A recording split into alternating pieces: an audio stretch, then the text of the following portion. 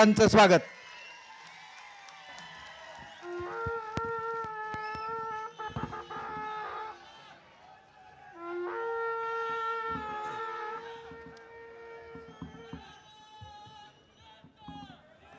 Mic चालू आहे.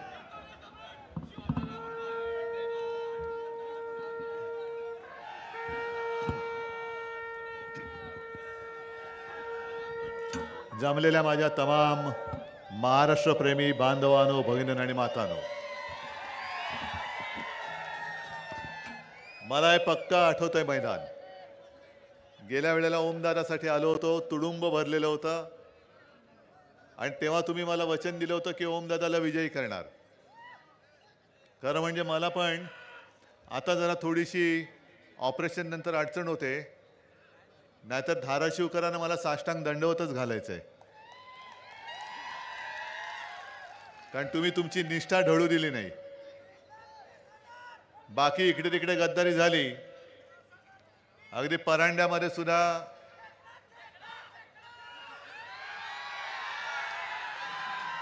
आता यावेळेला त्याला करायचा वाकडा. पण मला ओमदादा काय, आपला कैलास काय, अभिमान आहे, अभिमान आहे आणि कौतुक आहे की त्यांनी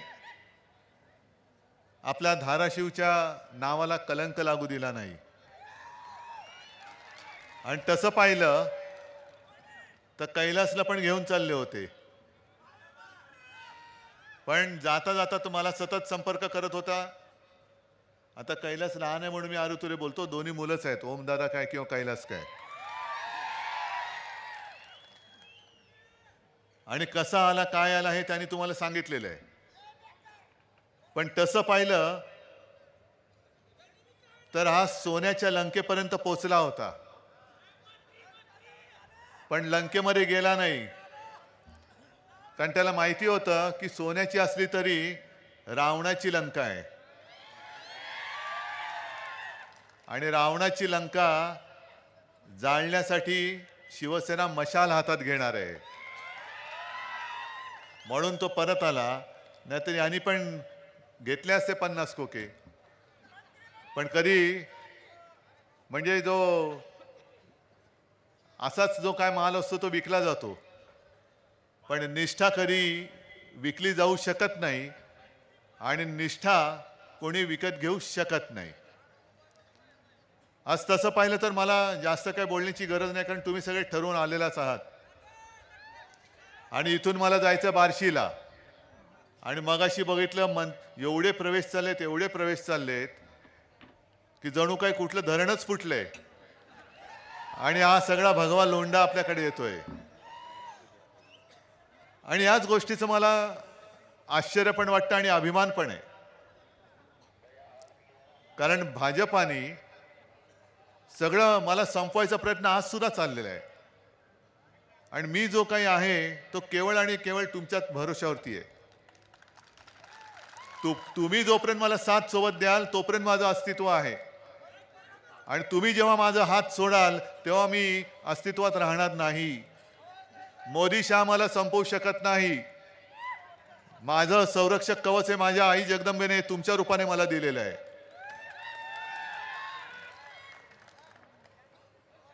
आता निवडणुका जवळ आल्यानंतर यांचे दौरे वाढतायत, एक एक एक एक थापा सुरू झालेले आहेत. आपण आपला वचननामा दिलेला आहे, महाविकास आघाडीचा सुद्धा जाहीरनामा प्रसिद्ध झालेला आहे आणि महायुतीचा जुमलानामा प्रसिद्ध झालेला आहे. हा थापानामा आहे, जुमलानामा आहे. म्हणजे महिलांना 1500 रुपये देत आहेत, शेतकऱ्यांना कर्जमुक्त करणार असं म्हणतायत. पण हे कधी म्हणाले? निवडणुकीमध्ये तुम्ही पेकाटात लात घातल्यानंतर यांना कळलं.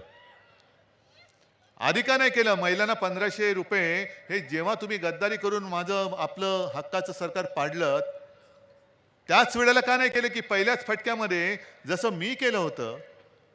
नागपूरचं मुख्यमंत्री म्हणून माझं एकच अधिवेशन झालं आणि मंत्रिमंडळामध्ये सगळं मंत्रिमंडळ नव्हतंच, आम्ही जेमतेम 7 मंत्री होतो. अजित पवार पण मंत्री झालेलेच नव्हते तेव्हा, आणि 7 जणांचं मंत्रिमंडळ असताना देखील कोणी न मागता मी माझ्या शेतकऱ्याला 2 लाखापर्यंत पीक कर्ज मुक्त करून दाखवलं होतं. 10 रुपयामध्ये शिवभोजन दिलं. मग मी पण जर का राजकारणी असतो तर मी सुद्धा केलं असतं ना, की बघू ना निवडणूक आल्यानंतर थापा मारायला काय जाते. पण थापा मारणं माझ्या रक्तामध्ये नाहीये. जे बोलेन ते करेन आणि जे करणार असेल तेच बोलेन. नक्कीच. आता आहे ना 1500 रुपये त्यांना महिलांची आठवण आली. 3 लाख रुपयापर्यंत कर्ज. अरे तुम्ही काय करताय? मोदी म्हणाले होते शेतकऱ्याचं उत्पन्न दुप्पट होईल. किती शेतकऱ्यांचं उत्पन्न दुप्पट झाले? 15 लाख रुपये किती जणांच्या खात्यात आलेत? अच्छे दिन किसके आए बताओ जरा. बरोबर आहे. अदानीचे अच्छे दिन आलेत. बाकीचं सगळं काळे दिन आहेत. दुर्दैवाने जसं धाराशिवकरांनी एक धाडस दाखवलं तसं आणखीन थोडं महाराष्ट्राने नक्कीच धाडस दाखवलंच. पण मला स्वतःला शिवसेना म्हणून एक 5-7 जागा कमी पडल्या आणि इतरत्र सुद्धा देशाने आणखीन त्यांच्या 25-30 जागा खाली केल्या असत्या ना तर मोदी बुवा आज हिमालयात दिसले असते. दुर्दैवाने पुन्हा पंतप्रधान झाले. म्हणजे जे आपण आपल्या पहिल्या वर्षी करून दाखवलं होतं, अरे द्यायचंय तर दिलखुलासपणाने द्या. चोरीमारी कशाला करताय? आज सुद्धा मी सगळ्यांना विचारतो, सोयाबीनचे शेतकरी किती आलेत? सोयाबीन पिकवणारे आलेत ना? मग आत्ता तुम्हाला भाव जास्त मिळतोय का आपल्या काळामध्ये जास्त मिळत होता? मिळत होता ना. हमी भाव, हमी भाव, हमी भाव. अरे गद्दारांना 50 खोके देताना लाज नाही वाटत?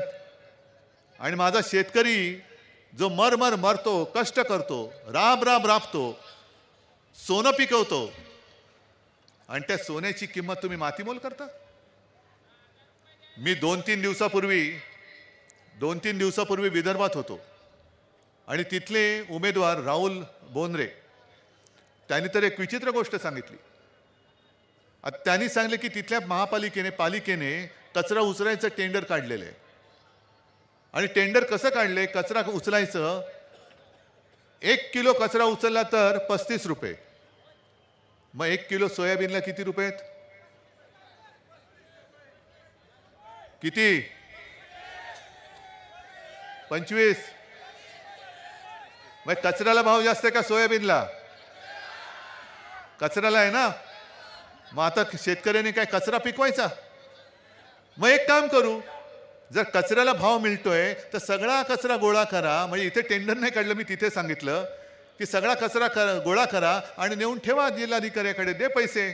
सोयाबीनचा भाव नाही देत ना, मग तुझा जो भाव आहे तोच भाव कचऱ्याचा आहे. यांचा कचरा करून टाका एकदा. यांचा कचरा केल्याशिवाय जागे नाही होणार. पण आता तुमची निवडणूक आल्यानंतर ज्या विषयावरती मी बोलतोय की सोयाबीनला हमी भाव मी देऊन दाखवतो ना, दिला होता ना पूर्वी. दुधाला भाव देतो ना. जो शेतकरी अन्नदाता म्हटल्यानंतर अन्नदाता देवो भव, त्या देवाला तुम्ही किंमत देत नाही आणि मग मंदिरामध्ये जाता, मग सगळ्या मतदारांकडे जाता. हे नाटक आता बंद केलं पाहिजे. हे थोतांड आहे. आपण जे काही ठरवलेलं आहे की आपलं सरकार आल्यानंतर आपण परत एकदा शेतकऱ्यांना कर्जमुक्त करणार आहोत. शेतकऱ्याला हमी भाव तर देणारच आहोत. शेतकऱ्यांना हमी भाव तर देणारच आहोत. पण त्याच बरोबरीने शेतकऱ्याचं एकही रुपया नुकसान होऊ न देता आपण जीवनावश्यक 5 वस्तूंचे भाव हे स्थिर ठेवून दाखवणार म्हणजे दाखवणारच. कारण आता हे जे दाढीवाले फिरतात मिंदे, गद्दार, अरे त्यांच्याकडे उमेदवार पण नाहीत. उमेदवार देवेंद्र फडणवीसचा घेऊन आपल्या समोर उभा केलेला आहे. का? तर तुमच्या मनामध्ये संभ्रम निर्माण झाला पाहिजे. पण एकदा तुम्ही मशाल जिंकून दाखवलेली आहे. मशाल अजून सुद्धा धगधगती आहे. हे बोगस जे आलेले आहे तो ते भ्रष्ट कारभार जाळून टाकणारी शिवसेनेची मशाल आहे. मगाशी कैलास दादा जो सांगत होता, अमित शहानी जाहीरच केलेलं आहे की या वेळेला देवेंद्र फडणवीस मुख्यमंत्री होणार. तुम्हाला देवेंद्र फडणवीस मुख्यमंत्री पाहिजे तर जरूर द्या द्या. देवेंद्र फडणवीसला मुख्यमंत्री करा आणि महाराष्ट्र गुजरातच्या पायी वाहून टाका. काय महाराष्ट्र म्हणून काय अभिमान स्वाभिमान अस्मिता काय आहे की नाही आम्हाला? आम्ही 5 जीवनावश्यक वस्तूंचे भाव स्थिर ठेवणारच आहोत. सरकारी कर्मचाऱ्यांना सुद्धा जुनी पेन्शन योजना लागू करणार आहोत. माझ्या आशा आणि अंगणवाडी सेविकांना सुद्धा महिलांना सुद्धा वाढीव मानधन देणार आहोत. मान तर देणार पण मानधन पण देणार.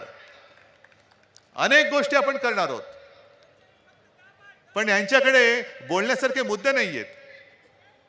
आज मी बघत होतो, मला तिकडनं म्हणजे मी औस्यावरनं उमरग्याला यायला निघालो, हेलिकॉप्टरला उडायला परवानगी नाही. का नाही? मोदीजी लँड होत आहेत.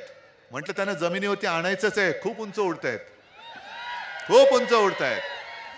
त्यांना त्यांचं लँडिंग करावंच लागेल. पण ही जी काय मस्ती आहे की फक्त तुम्ही प्रचाराला येताना तुमच्यासाठी सगळ्या सुविधा आहेत. एअरपोर्ट, माझा संबंध पण नाही सोलापूर एअरपोर्टशी. मी कुठून येत होतो? गावात औस्यातनं उमरग्यात येत होतो. पण संपूर्ण आसमंत ही जशी नाकाबंदी लागते तसं उड्डाणबंदी, उड्डाणबंदी. मग माझ्या बॅगा काय तपासतायत? हेलिकॉप्टर उडायला परवानगी विलंब काय करतायत? म्हणजे विलंब एवढ्यासाठी की तुम्ही सगळी माणसं जमलात ना, तुम्ही कंटाळून निघून जावं.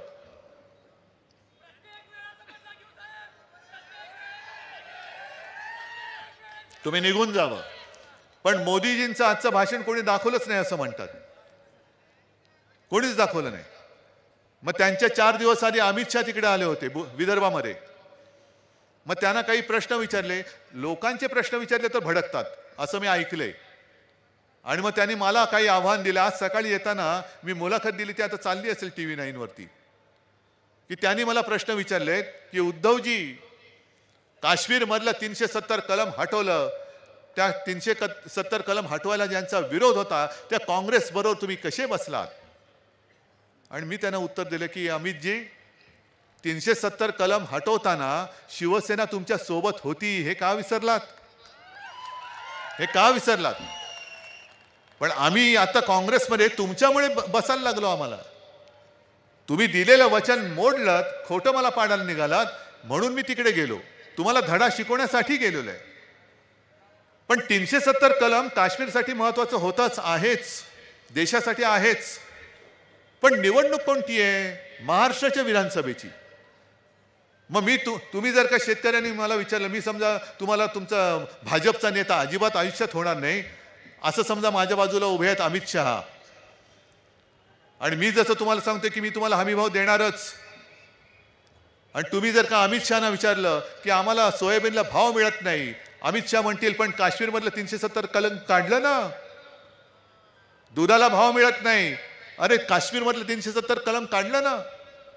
कापसाला भाव मिळत नाही, पुन्हा तेच काश्मीरमधलं 370 कलम काढलं ना. काय उपयोग काय त्या 370 कलम काश्मीरमधलं काढलं, त्याच्या माझ्या शेतकऱ्याच्या आयुष्यावरती काय परिणाम होणार आहे? तुम्ही 370 कलम काढल्यानंतर असं माझ्या कानावर आलं की फक्त एकाच माणसाने मोठ्या प्रमाणावरती तिकडे जमीन खरेदी केली. कोणी? अदानी. म्हणजे अदानीसाठी तुम्ही 370 कलम काढलात, जनतेसाठी नाही काढलं, तुम्ही काश्मीरसाठी नाही काढलात. बरं 370 कलम काढलं त्याचा अभिमान आहे, नक्की आहे. पण जेव्हा अमित शहा आणि नरेंद्र मोदी या नावाची 2 माणसं या आमच्या देशात आहे हे कोणालाही माहिती नव्हतं, आणि ज्या वेळेला तिकडे काश्मीरमध्ये हिंदू पंडितांवरती अत्याचार होत होता, त्यांच्या हत्या होत होत्या, त्यावेळेला फक्त आणि फक्त शिवसेना प्रमुखांनी काश्मीरी पंडितांना महाराष्ट्रामध्ये आश्रय दिला होता. मोदीजी तुम्ही कुठे होतात? अमित शहाजी तुमची मला वाटतं हातभर शेपूट आत गेली असेल. कुठे होतात तुम्ही? आणि तुम्ही आम्हाला शिकवता. बरं 370 कलम काढल्यानंतर जे काही काश्मीरी पंडित निर्वासिताचं जिणं जगात देशभर पसरले होते, ज्यांना हक्काचं घर शिवसेना प्रमुखांनी महाराष्ट्रामध्ये दिलं, त्यांच्यापैकी किती जणांना तुम्ही परत नेऊ शकलात? सांगता काय? मग काहीतरी वेगळे वेगळे वेगळे मुद्दे काढायचे. मग मध्येच त्यांना कधीतरी बाबासाहेबांचं प्रेम येतं. बाबासाहेब आंबेडकर, बाबासाहेब आंबेडकर त्यांची संविधान बदलायला निघालेत. अहो, आम्ही हे बोललो होतो लोकसभेच्या वेळेला. आणि तुमचं भाषण लिहिणारा जो कोणी असेल त्याला सांगा, विचारा, किंवा जरा कायद्याची माहिती घ्या. संविधान लोकसभेत बदललं जाऊ शकतं, विधानसभेत नाही. उद्या ग्रामपंचायतीची निवडणूक आल्यानंतर सुद्धा मोदी येतील. यांना ग्रामपंचायतमध्ये हे जिंकले तर हे संविधान बदलतील. कशाचा काय पत्ता ना, शेंडा ना बुडखा, नुसती मतं मागतायत. मग मी बाबासाहेबांवरनं आणखीन एक प्रश्न मिंद्यांसकट सगळ्या जणांना त्या विचारतोय महायुतीतल्या, की नुकताच काही 1-2 महिन्यापूर्वी आपल्या राज्याचा अल्पसंख्याक आयोग त्यांनी जाहीर केला. चांगली गोष्ट आहे, करायलाच पाहिजे होता. आणि अल्पसंख्याक आयोगमध्ये साधारणतः जे सगळे अल्पसंख्याक आहेत, साहजिकच आहेत, मुसलमान आहेत, जैन आहेत, पारशी आहेत, बौद्ध सुद्धा आहेत, ख्रिश्चन्स पण आहेत, जे जे असतील मला पूर्ण माहिती नाहीये. त्यांचे कोणी ना कोणीतरी प्रतिनिधी त्या आयोगामध्ये घेणं हे क्रमप्राप्त असतं. मग मी सहज काल माहिती घेतली की किती याच्यामध्ये कोण कोण आहेत. त्याच्यामध्ये एक सुद्धा बौद्ध समाजाचा, आंबेडकरी विचाराचा एक सुद्धा माणूस का घेतला नाही, तिकडे एक सुद्धा नाव का नाही, हे पहिलं सांगा. आणि मग बाबासाहेबांचं महत्व तुम्ही आम्हाला सांगा. या सगळ्या खोट्या गोष्टी करायच्या, म्हणजे स्वतःचं ठेवायचं झाकून आणि आमचं पाहायचं वाकून. देवेंद्र फडणवीस काय म्हणाले आम्हाला, म्हणजे काल त्यांनी मुंबईमध्ये एक सभा घेतली. कुठे घेतली सभा? तिकडे वर्सोवा आणि अंधेरी. आणि काय म्हणाले, औरंग्याच्या कबरीवरती फुलं वाहणाऱ्यांनी कोणी वाहिली फुलं? आणि वर्सोव्यामध्ये मी मुद्दामून सांगतो की आपण एक उमेदवार दिलेला आहे, त्याचं नाव आहे हरून खान. मुसलमान आहे पण शिवसैनिक आहे.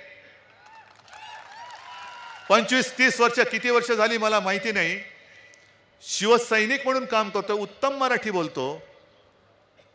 त्यांच्या पत्नी नगरसेविका होत्या. आणि त्याला पाडण्यासाठी म्हणून देवेंद्र फडणवीस तिकडे गेले आणि काय म्हणाले, जे वोट जिहाद करतायत त्यांच्या विरुद्ध धर्मयुद्ध करा. धर्मयुद्ध? त्या माझ्या शिवसैनिकाच्या विरुद्ध धर्मयुद्ध करताय तुम्ही? देवेंद्रजी, तुम्हाला माहिती नसेल किंवा आठवत नसेल किंवा सोयीप्रमाणे तुम्ही विसरला असाल, 2014 साली आणि 2019 साली आम्ही जेव्हा तुमच्या सोबत होतो आणि मोदीजींसाठी मत मागत होतो, त्याही वेळेला हा माझा शिवसैनिक, शिवसेना प्रमुखांचा शिवसैनिक मोदींसाठी मत मागत होता. तेव्हा तुम्हाला धर्मयुद्ध का नाही दिसलं? म्हणजे माझा उदो उदो करत कोण असेल, देवेंद्रजींचा उदो उदो कोण करत असेल, तो नवाब मलिक असला तरी चालेल, दाऊद असला तरी चालेल, पण तो तुमच्याकडे असला तर तो गुन्हेगार आहे, पापी आहे, देशद्रोही आहे. हे यांचं हिंदुत्व.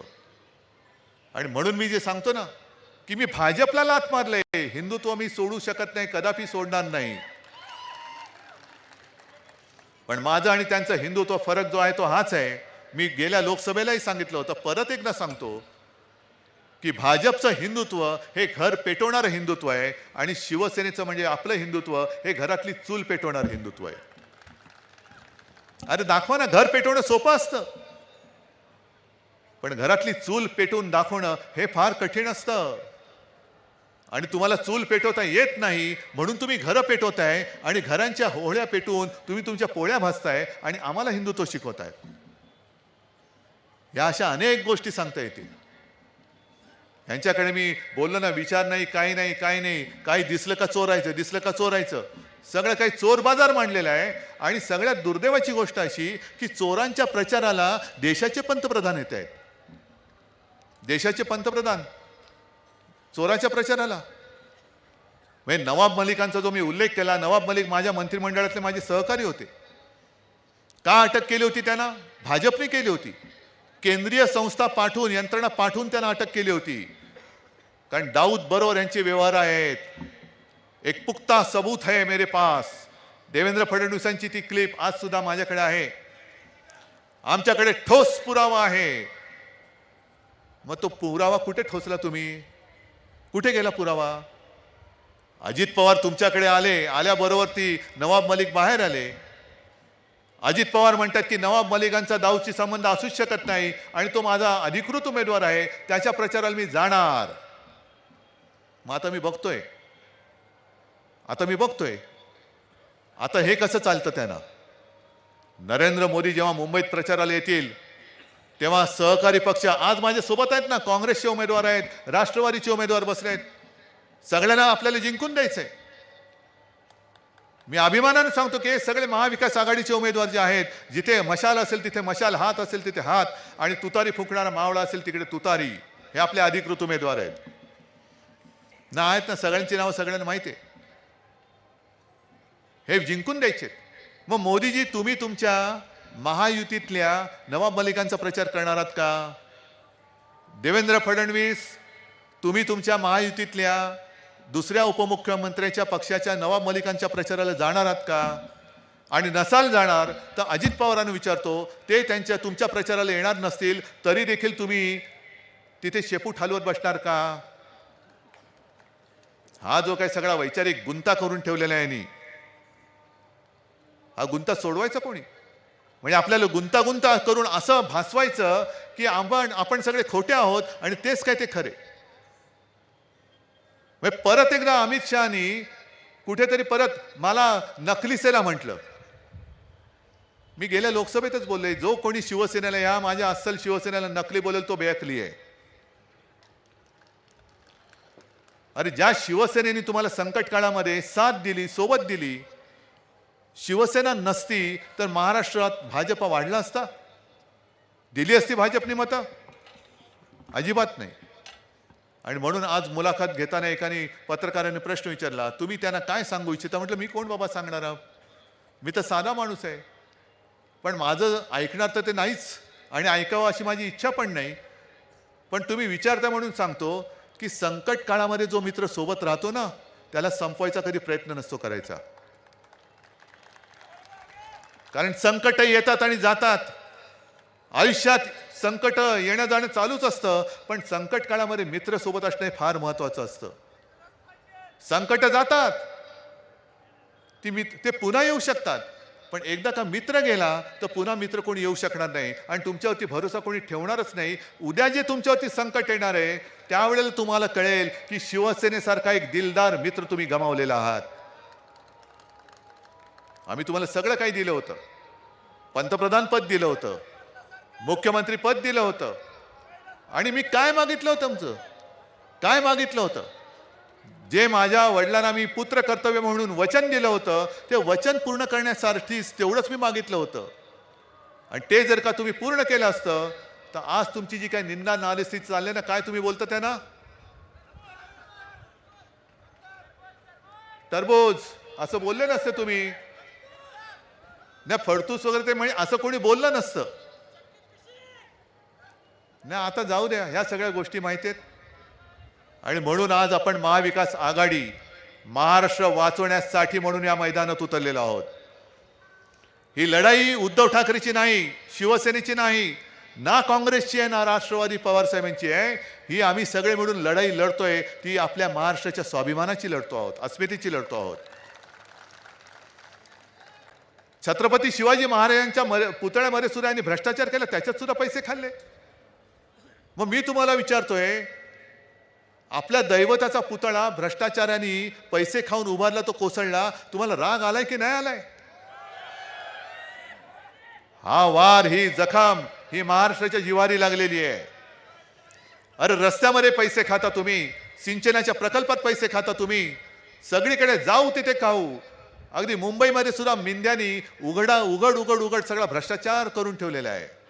मुंबईच्या महापालिकेची तिजोरी आता खायला लागलेत. पण महाराजांचा पुतळा जो कोसळला तो महाराष्ट्र विसरू शकत नाही. तुमचं सरकार कोसळून दाखवल्याशिवाय महाराष्ट्र आता स्वस्थ बसणार नाही. तुमचं सरकार आम्ही घालवल्याशिवाय स्वस्थ बसणार नाही. आणि म्हणून जास्त बोलत गेलं तर खूप बोलता येईल, पण मला तिकडे दिलीपराव वाट बघत असतील. जसं ओमराजेच्या वेळेला तुम्ही मला शब्द दिला होता तसा कैलासच्या बाबतीत देताय नक्की. आणि मग नुसता कैलासच नाही, तुळजापूर आहे, परांडा आहे, सगळीकडे उमरगा आहे, या लोकसभा मतदारसंघातलं मत औसा पण आला, बार्शी पण आलं. साहीच्या साही मतदारसंघामध्ये मला महाविकास आघाडीचे आमदार हे झालेले पाहिजे म्हणजे पाहिजेच. आणि तुमचा माझ्यावरती विश्वास आहे ना, माझाही तुमच्यावरती आहे. आणि या विश्वासाच्या नात्याला मी आयुष्यात कधीही तडा जाऊ देणार नाही असं वचन तुम्हाला देतो. आणि सगळ्यांना धन्यवाद देऊन आपली रजा घेतो. जय हिंद, जय महाराष्ट्र.